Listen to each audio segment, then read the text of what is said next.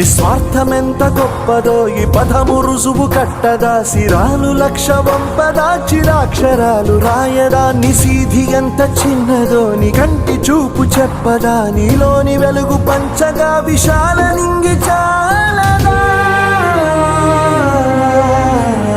మనుష్యులందు నీ కథ మహర్షిలాగా సాగదా, మనుష్యులందు నీ కథ మహర్షిలాగా సాగదా.